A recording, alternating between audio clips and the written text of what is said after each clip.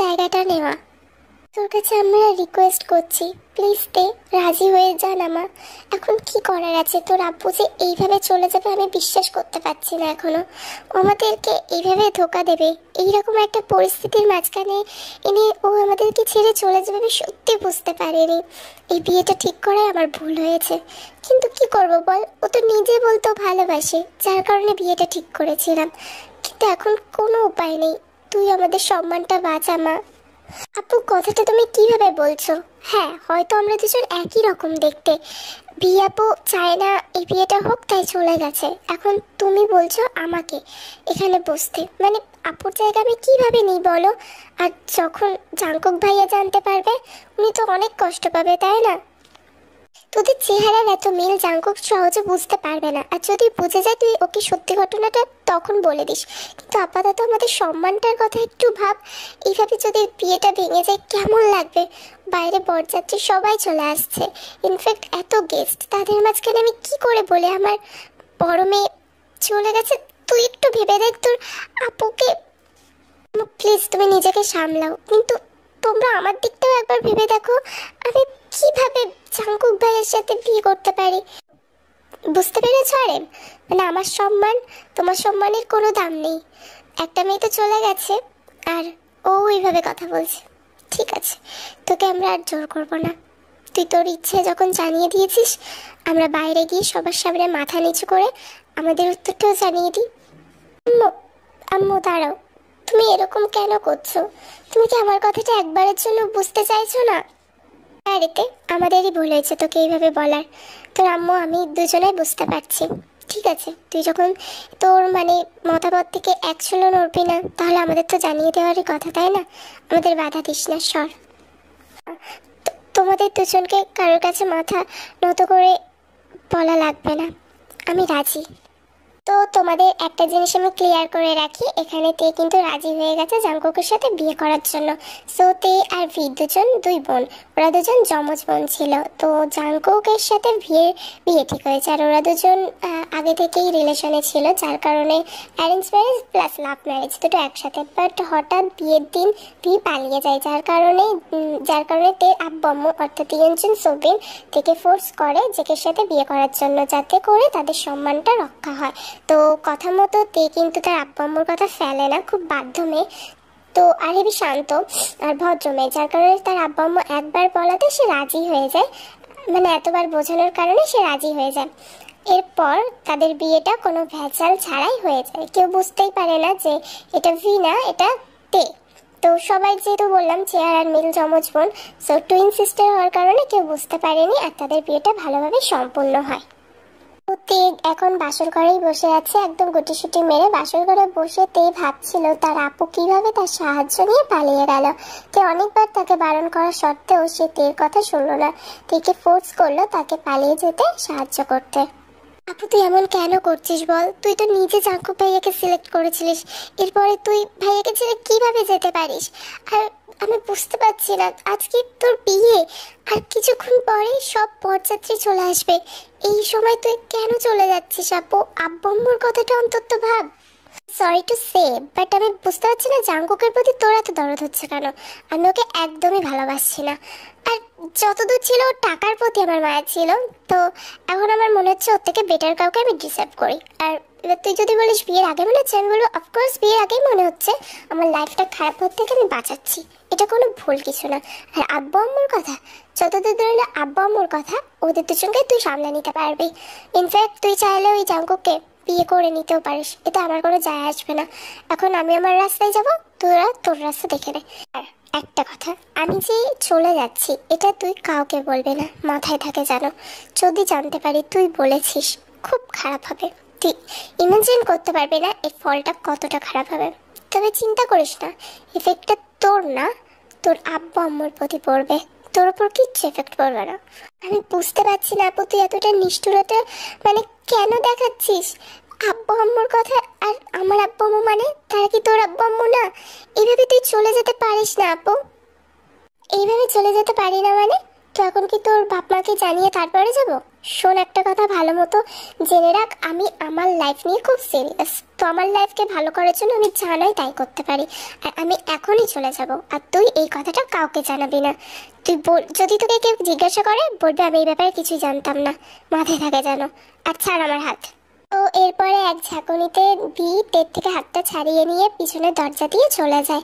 আর তে কিন্তু সব ঘটনাটা জানতো, বাট তার আপুরকে বাঁচানোর উদ্দেশ্যে সে কিন্তু কিছুই বলেনি। আর এমনিতেও যদি জানে সবাই, তেই জানতো আর তাকে আটকায়নি, সবাই তেকে ভুল বুঝবে। তো তে এইভাবে আর কিছু বললো না। আর সেই পরিস্থিতির পরিণতি এই তার বিয়ে। ও তে তাড়াতাড়ি করে নিজের চোখের পানি মুছে নেয়। যখনই সেই কথাগুলো ভাবে তার খুব কষ্ট লাগছিল, তার আপুর জন্য প্লাস জাঙ্কুকের জন্য, যে তাদের ভালোবাসার মাঝখানে সে একজন থার্ড পার্সন হয়ে চলে আসছে। তো দেখলো কারোর পায়ের শব্দ, মানে শুনতে পেল।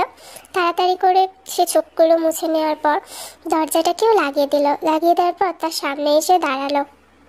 তুমি বিয়েতে রাজি কেন হলে? তুমি তো আমাকে পার্সোনালভাবে চেনোই না। তে আপনি আপনি কি বলছেন? আমি আমি আমি খুব ভালোভাবেই জানি তুমি কে। তুমি ভিন নাও, কারণ ভি যখন চলে গেছে তার আগে আমাদের দুজনের মধ্যে একটা ঝামেলা হয়েছিল। ইনফ্যাক্ট আমাকে বলেছিল তুমি দেখিনি আমি তোমাকে বিয়ে করব না। আর আমি যতদূর জানি ভি যখনই কোনো চ্যালেঞ্জ করে সেটা অবশ্যই পূরণ করে।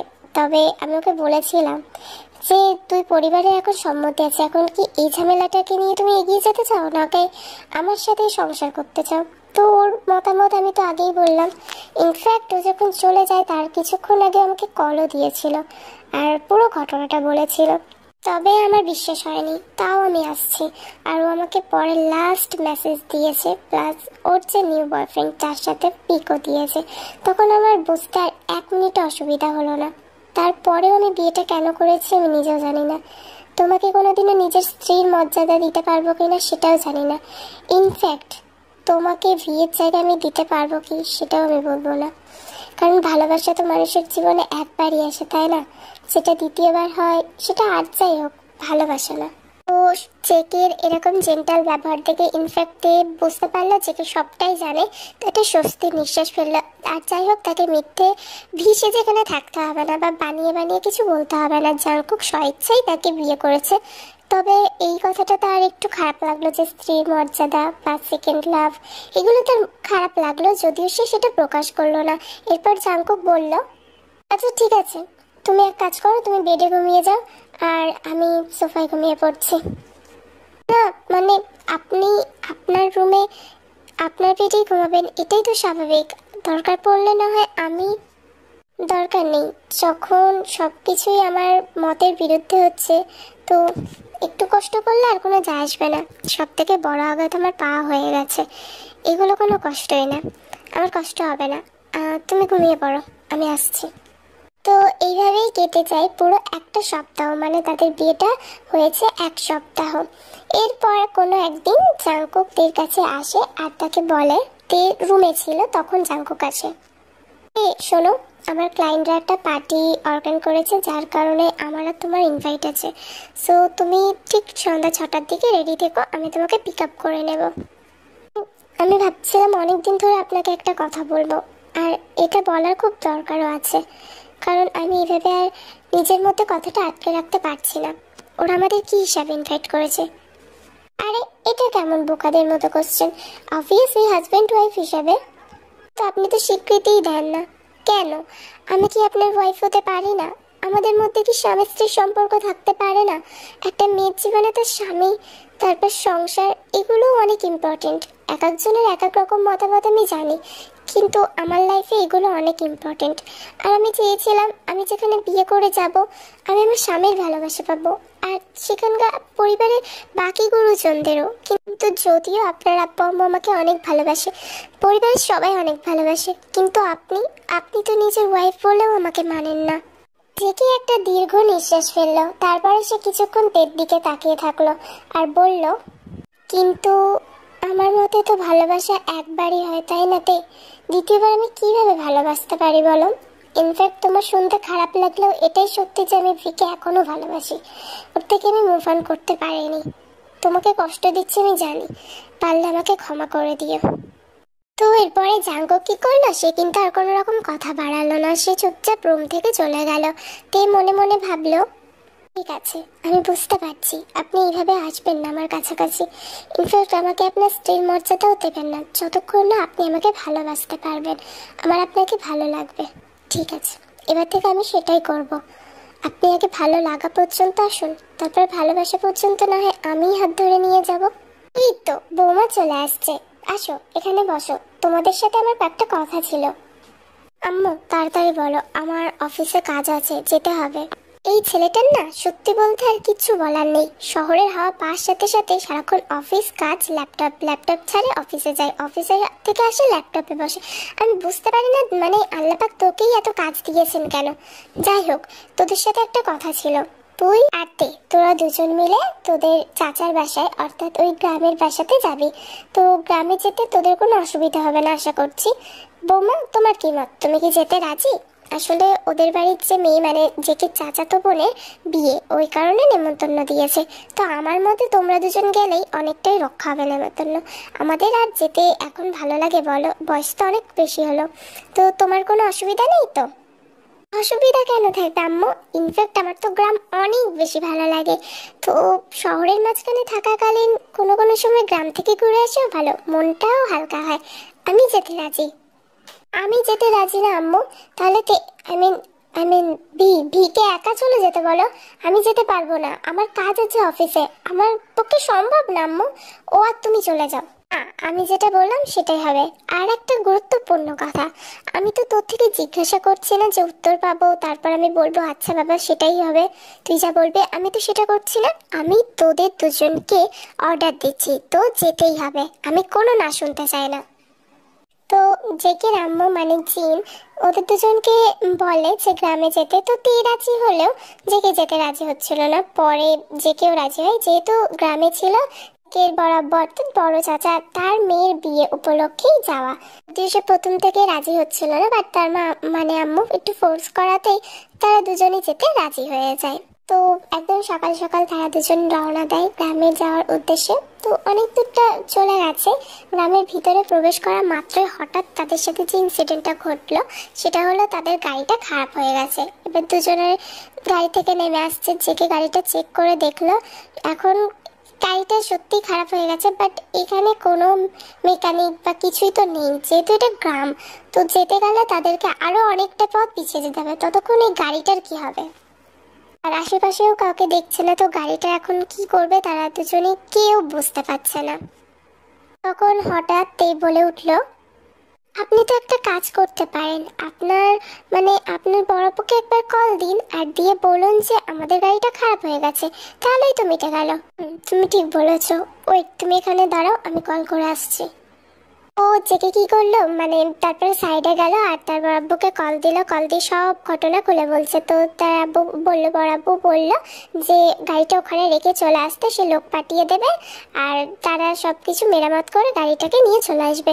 তো জেকে তারপরে তের কাছে এসে সব ঘটনা খুলে বললো। মানে জেকে যেতে ইচ্ছা হচ্ছে না পায়ে হেঁটে হেঁটে, তার মধ্যে একটু কাদা আছে যেহেতু খুব বৃষ্টি হয়েছিল, যার কারণে খুব অবস্থাটা খুব একটা ভালো না, এই কারণে জেকে একদম হাঁটতেও অনিচ্ছুক। তখন তে বলল, আপনি না সত্যি এত সুন্দর একটা আবহাওয়ার মাঝখান দিয়ে আমরা দুজন হেঁটে যাব, এটা কত সুন্দর একটা ব্যাপার না, একটা সৌভাগ্যের ব্যাপার। আর গাড়িটা খারাপ হয়েছে আমার মতে তো ভালোই হয়েছে, আলহামদুলিল্লাহ। গাড়িটা খারাপ না হলে এত সুন্দর পরিবেশে ওই একটা গাড়ির মধ্যে করে যেতাম, হেঁটে হেঁটে যাচ্ছি, কত ভালো লাগবে। আপনি আমার সাথে হাঁটুন, আপনারও ভালো লাগবে। হ্যাঁ সেটাই, এরকম আমি জাস্ট কিছু বলতে চাই না, এরকম পরিবেশ তোমার হয়তো ভালো লাগতে পারে, বাট আমার একদমই ভালো লাগে না। আর হেঁটে এই অবস্থায় রাস্তাগুলো তুমি দেখছো, সারা বছর তো এইভাবে কোট প্যান্ট পরেই ঘুরে বেড়ান, তো একটু যদি আজ পায়ে কাদা লাগে তাতে কোনো অসুবিধা হবে না, ধুয়ে নিলে মুছে যায় কাদা। এখন চলুন, আপনি একটু বেশি কথা বলছেন আজকে। আমি বেশি কথা বলছি? ওকে ফাইন, আমি আর কথাই বলবো না। ইনফ্যাক্ট আমার মধ্যে তো এখন হেঁটে যাওয়া ছাড়া কোনো উপায়ও নেই। চলো। গ্রামের আঁকা বাঁকা রাস্তা ধরে তারা দুজন হাঁটতে হাঁটতে আর কথা বলছিল দুজন দুজনের সাথে। তো জেকে কিছুটা রাস্তা যাওয়ার পরে অনেকটাই ভালো লাগে এইভাবে হাঁটতে। তো দুজন কথা বলতে বলতে পৌঁছে যায় তাদের বড় আব্বু বাটুর্যকে বড় চাচুর বাসায়। আর গ্রামের সবাই তেকে দেখে অনেক খুশি হয়েছে, তেকে নিয়ে একদম মেতে গেছে। তাদের অনেক পছন্দ হয়েছে নতুন বৌমাকে, তারপর নাত বৌমাকে। যাই হোক, তাদের খুব ভালো লাগছে তেকে। তের সাথে অনেক গল্প করেছে তারা সবাই। আর গ্রামের মানুষটা আমরা জানি কতটা মিশুকের প্রকৃতির হয়, যার কারণে একটুখানি মানে তে যাওয়া মাত্রই সবাই যেন তার সাথে মিশে গেছে, যেন কতদিনের পরিচয় তাদের।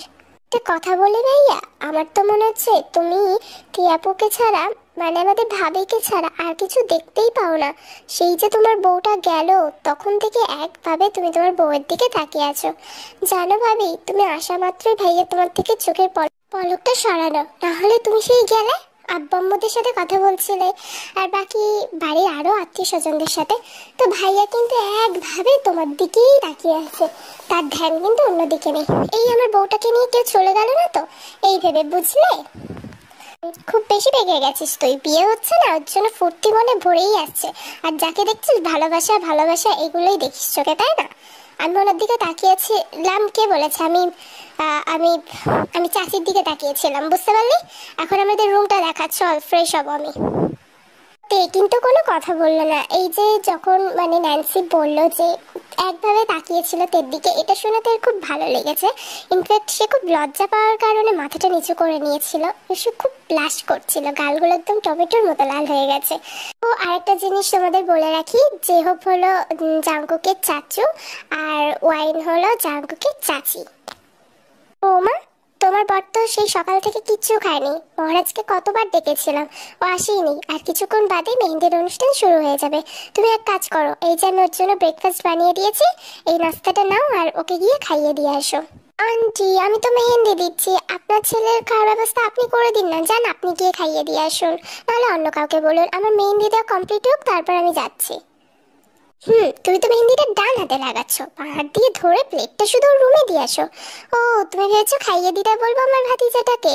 আচ্ছা, দিতে হবে না, সমস্যা নেই, ও একাই খেয়ে দেবে। তুমি যাও, গিয়ে দিয়ে আসো তো বৌমা, আর কোনো কথা শুনবো না। যাও যাও, তাড়াতাড়ি দিয়ে আসো, আমার ছেলেটা সে কখন থেকে না খেয়ে আছে। তো তের আর কোনো কিছু করার ছিল না, সে এক হাতে মেহেন্দি দিয়ে উঠে চলে গেল প্লেটটা নিয়ে জাঙ্কুকের রুমে। তো জাঙ্কুককে গিয়ে সে প্লেটটা এগিয়ে দিয়ে বলল, সারাদিন আপনি খাননি আর সেই দায় নিতে হবে আমাকে। আমি নাকি আপনাকে খাইয়েও দিই না আর আপনার খেয়ালও রাখি না। নিন, এখন খেয়ে নিন। আমার মুড নেই, তে তুমি এখন নিয়ে যাও না, ভালো লাগছে না, এখন খাবো না, পরে খাবো। যে আমি আপনার এত খেয়াল রাখি, আপনি কোনোদিনও জিজ্ঞাসা করেছেন তে খেয়েছো, তে কি করছো, তে তুমি সময় মতো ঠিকঠাক ভাবে খেয়ে নাও তো? আপনি তো কোনোদিনও কিছুই জিজ্ঞাসা করেন না, আর এখন আমি খেয়েছি কি জিজ্ঞাসাও করেননি। মানে কেমন হাজবেন্ড আপনি? আচ্ছা বলো, তুমি খেয়েছো? এই তো ভালো, লাইনে আসছেন, কিন্তু আমি বলে দেওয়ার পরে কেন বলতে হবে? তার আগে বলতে হবে আপনাকে, বুঝতে পারছেন? আর শুনুন, আমার হাতে দেখছেন না মেহেন্দি লাগানো, কিভাবে খাবো? হাত দিয়ে খাবো? তো আমাকে এখন সবাই ব্যস্ত আছে, তো আপনার উচিত আমাকে খাইয়ে দেওয়া। আমার তো ক্ষুধা লাগছে, আপনার না লাগুক। তুমি সকাল থেকে কিছু খাও নাই? আচ্ছা সমস্যা নেই, আমি খাইয়ে দিচ্ছি। জি না, আমরা দুজন একসাথেই খাবো, আপনি নিজেও খাবেন, আমাকেও খাইয়ে দেবেন। আমি আবার আমার হাজবেন্ড না খেলে নিজে একা একা খাবো? এতটা ছোট মানসিকতার না আমার। নিজেও খাবেন, আমাকেও খাইয়ে দেবেন, বুঝতে পারলেন? ও চেকে কিন্তু মাথা নাড়লো, সে বুঝতে পেরেছে। ইনফ্যাক্ট সে হাসলো তের এরকম একটা কিউট ব্যবহারে। আর এটা তার কাছে জোর জবরদস্তিও লাগেনি, যেহেতু তে এত ভালোবেসে বলেছে। তো তারপরে কি করলো, সেও খেলো আর তেকেও খাইয়ে দিল। তো ছেলেরা কিন্তু আলাদা রুমে ঘুমাইছে আর মেয়েরাও আলাদা রুমে। তো এখন বাজে 5টা, ভোর 5টা। সেই সময় তের ফোনটা বেজে উঠলো। তার পাশে রয়েছে ন্যান্সি আর ওর পাশে রয়েছে ন্যান্সির আম্মু অর্থাৎ ওয়াইন। তো তার ফোনটা বেজে ওঠা মাত্রই সাইলেন্ট মোডে ছিল, আর তের পাশে না ভাইব্রেশন করা ছিল, আর তের পাশেই একদম এই হলো ভাইব্রেট হলো। তারপর তে কলটা দেখে একদম অবাক হয়ে গেছে, কারণ জাঙ্কুক এত সকালে তাকে কল দিয়েছে। সে ফোনটা রিসিভ করা মাত্রই জাঙ্কুক তাকে বলল, এত মানে লেট হয় তোমার কলটা রিসিভ করতে? বাইরে আসো, এখন ভোর না, আমরা বাইরে যাব ঘুরতে। তুমি জানো গ্রামের পরিবেশ কতটা শান্ত লাগে? এমনি শান্ত, তার উপরে যখন ভোরবেলা বেরোবে তোমার জাস্ট অসাম লাগবে।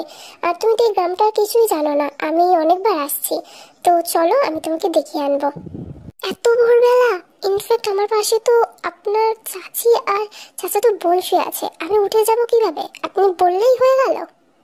আরে কিচ্ছু হবে না, কেউ জাগবে না, মানে তুমি একটু আস্তে আস্তে আসলেই হলো।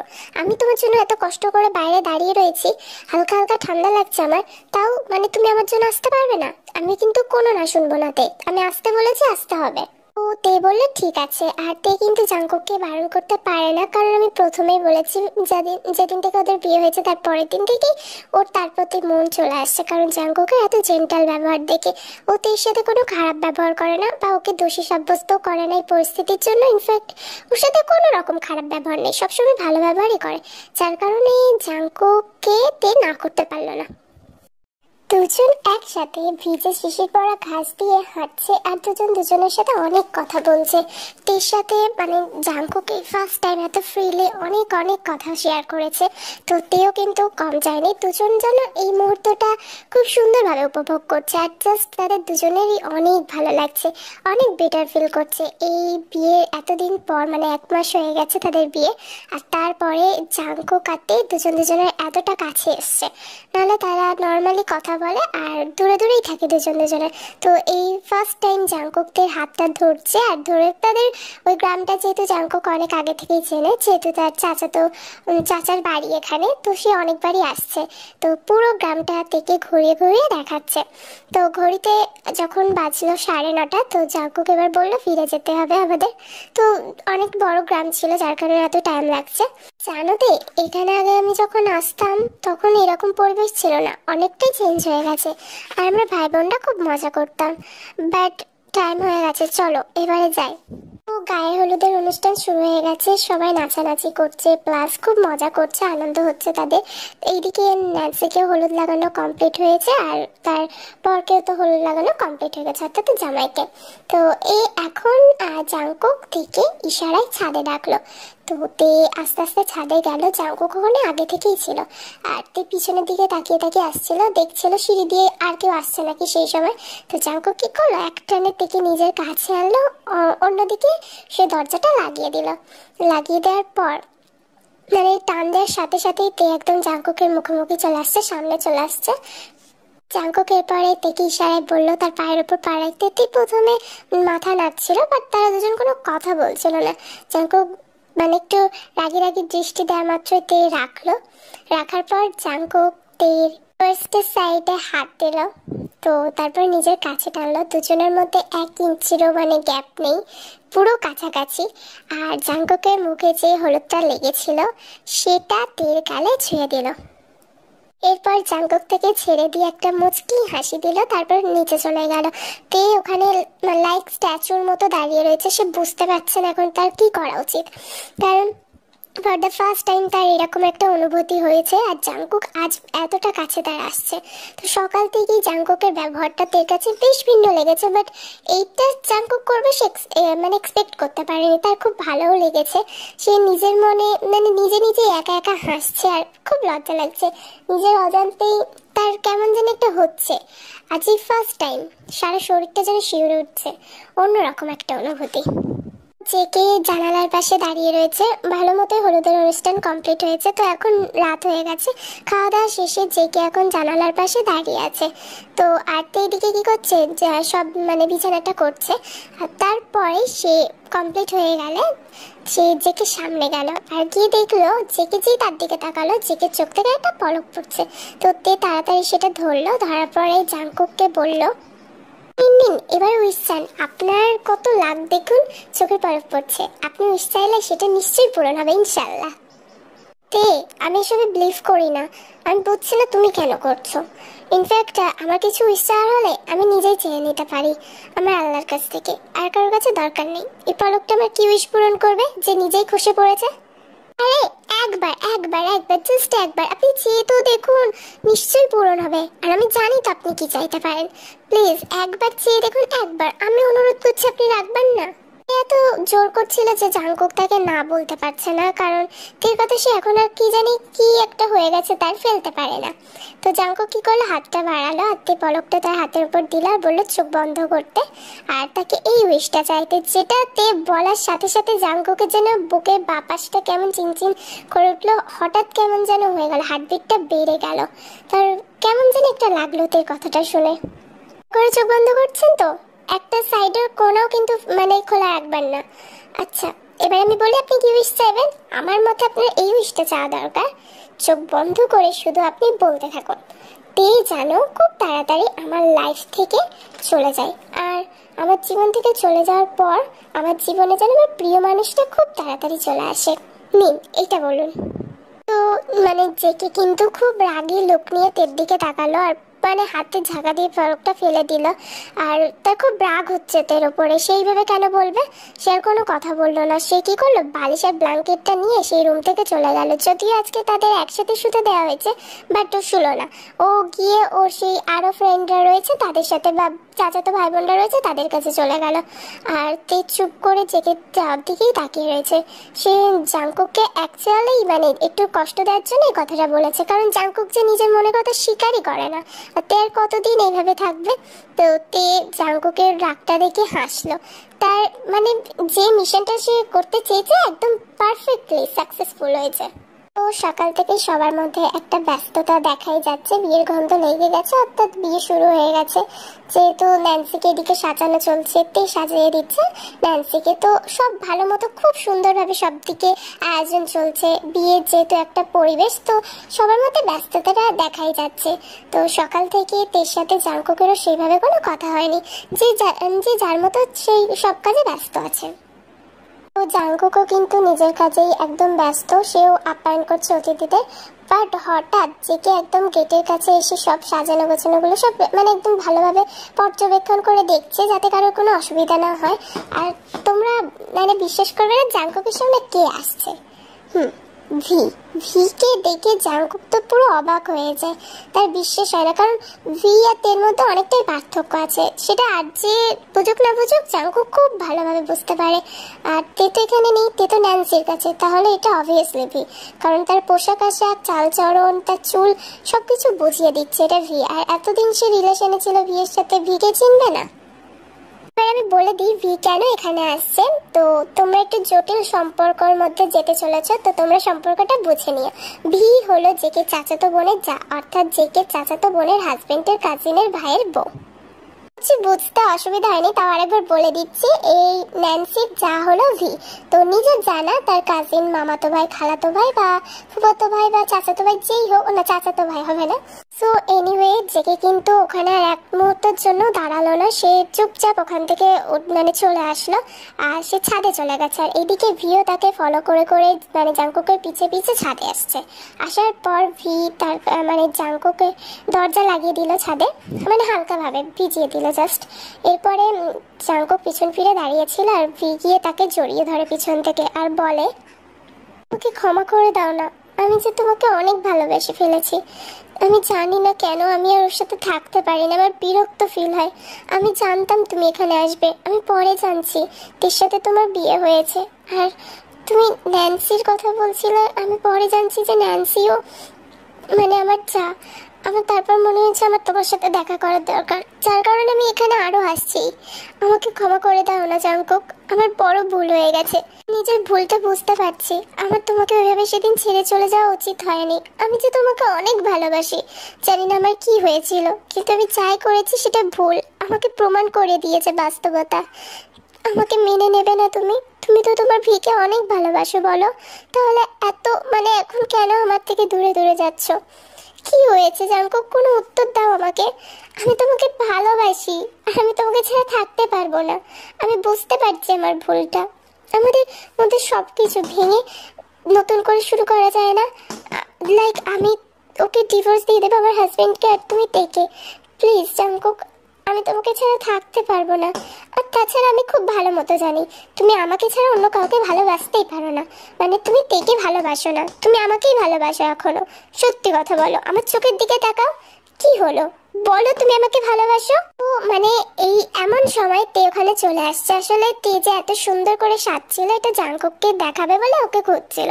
তো এবারে জাংকুক যে আরো কাজিন ব্রাদার আছে তাদের গিয়ে জিজ্ঞাসা করলো জাংকুক কোথায়। তারা একটু তেকে টিস করলো, ভাবি হয় যেহেতু ভাবি দেবরের সম্পর্ক। তারপর বললো জাংকুক হয়তো ছাদের দিকে আছে। তো তে ভাবলো হয় আমি তো ছাদটা খুঁজিনি, জাংকুককে গিয়ে দেখি। খুব হাসি মুড দিয়ে সে তাড়াতাড়ি করে ছাদে গেল, আর দরজাটা খুলেই সে নিজের জায়গায় স্ট্যাচু হয়ে হয়ে গেল। ভিকে দেখবে এক্সপেক্ট তো করেনি, আর জাঙ্কুকের সাথে এইভাবে দেখবে, মানে যেহেতু ভি জাঙ্কুককে জড়িয়েছিল, তো এটা দেখি তের মনটা কেমন মানে ভেঙে গেল। আর খুব কষ্ট হচ্ছে, তার দম বন্ধ হয়ে আসছে, সে যেন সহ্য করতে পারছে না সামনের দৃশ্যটা। কারণ আমি তো বললাম জাঙ্কুকের প্রতি একটা সফট কর্নার তৈরি হয়ে গেছে, সে জাঙ্কুককে ভালোবেসে ফেলেছে।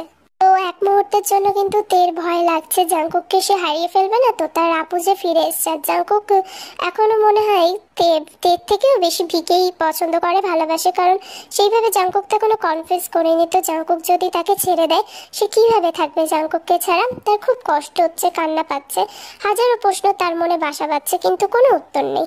তো তে কি করবে ওখানে? সে আর কোনো কথা না বাড়িয়ে, মানে কোনো কথা বলবে না ভেবেই নিল, আর সে চলে যেতে গেল। কিন্তু চলে যেতে যা মাত্রই পাশে একটা টপ ছিল, আর তের লেহেঙ্গা একটু হালকা টাচ লেগে পড়ে গেল। তখনই একদম মানে দুজনে পিছনে তাকালো, আর তেও দাঁড়িয়ে পড়লো, আর ভিয়া আর জেকে দুজনে পিছনে তাকানো মাত্র তেকে দেখে অবাক হয়ে গেল। তারপরে জেকে তাড়াতাড়ি ভিকে নিজের থেকে ছাড়িয়ে নিল, আর ভিকি কি করলো, তের সামনে দাঁড়ালো, তারপর তাকে যা নয় তাই বলতে শুরু করলো। লজ্জা লাগে না? তুই কিভাবে পারলি আমার সাথে এটা করতে? আমি তোকে সেদিন সব বলেছিলাম, তারপরেও তুই মানে যাকে তোর আপু ভালোবাসতো তুই তাকে আমার মানে তোর আপুর থেকে কেড়ে নিলি। তোর বিবেকে বাঁধলো না? তোর মতো অসভ্য মেয়ে আমি এর জন্যই বলেছিলাম। ঠিকই বলেছি, যা বলেছিলাম সেদিন ঠিকই বলেছি। তুই আর তোর আব্বু আম্মু মিলে আমার লাইফটা হেল্প করতে চেয়েছিলিস। আসলে তোর প্ল্যানটা এটাই ছিল, আমি পালাবো, এর কারণে তুই তো আমাকে সেদিন আটকাসনি ঠিকভাবে। আমি পালালে তুই জাঙ্কুককে হাত করে নিতে পারবি। আসলে টাকা পয়সা দেখে তো তুই গলে গেছিলিস না, তুই সামলাতে পারিসনি, যেহেতু তোর আর আমার ফেস আনফর্চুনেটলি একই, যার কারণে তোর এই অভ্যাস। আসলে তুই কেমন ধরনের মেয়ে আমার জানা হয়ে গেছে, ইউজলেস রাস্কেল মেয়ে একটা। তো লজ্জা লাগলো না আমার মানে ভালোবাসার মানুষকে আমার থেকে কেড়ে নিতে? তুই কিভাবে পারলি? ও মানে ভি আনলিমিটেড তেকে জানায় তাই বলছে। তে কোনো কথা বলেনি, মাথা নিচু করেই দাঁড়িয়ে আছে। তো জাঙ্কুক নিজেকে আর কন্ট্রোল করতে পারলো না, সে আসলো ভিকে একটা টান দিয়ে খুব জোরে একদম সজোরে একটা থাপ্পড় মারলো, যার কারণে ভি নিজে মানে একদম সামলাতেই পারেনি। থাপ্পড়টা সত্যি খুব জোরে ছিল, আর সে মাটিতে পড়ে গেল। ফার্দার তোমাকে সাহস কে দিয়েছে আমার ওয়াইফের সম্পর্কে এরকম খারাপ খারাপ কথা বলার? আর তুমি চুপ করে আছো কেন? তোমার কোনো কথা নেই? ওকে কথা শুনিয়ে দিতে পারছো না? ও যা নয় তাই বলে তোমাকে অপমান করছে, তুমি চুপচাপ শুনে যাচ্ছ, সেগুলো হজম করছো। কতক্ষণ আমি রিপ্লাই করব, ওর সাপোর্ট নেবো না তোর সাপোর্ট নেবো, এইসব দেখছো, অপেক্ষা করছিলে।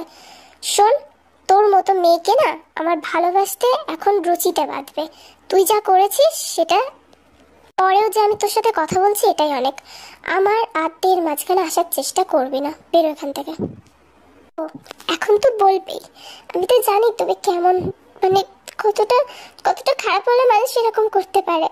আমার ভালোবাসা তোমার চোখে পড়লো না, এখন তেই তোমার কাছে সব। মাত্র কয়দিনই তো চেনো ওকে, আস্তে আস্তে বুঝবো কেমন মেয়ে। আমার ওয়াইফকে চেনার মতো ক্ষমতা আমার আছে, অ্যাটলিস্ট তোর থেকে আমার সাজেশন নিতে হবে না, বেরোতে পারিস। কি হলো, যা এখান থেকে। ও কিন্তু উঠে আরো কিছু কথা জেকে বলতে চেয়েছে, বাট জেকে তাকে বললো থাপ্পড়টা না আমার অনেক আগেই তোকে দেওয়া দরকার ছিল, তাহলে এত পরিস্থিতি হতো না, এত কাহিনী হতো না। তোর সাথে আমার মানে জাস্ট আর কিছু বলার নেই। তোর মতো মেয়ের মুখ দেখতেও বিবেকে বাঁধে, রুচিতে বাঁধে, থার্ড ক্লাস মেয়ে একটা, বের ওখান থেকে। কি যাচ্ছে না দেখে জাঙ্কুক কি করলো, তার হাতটা ধরে টানতে টানতে একদম বের করে দিল, আর চাঁদের দরজাটা লাগিয়ে দিল।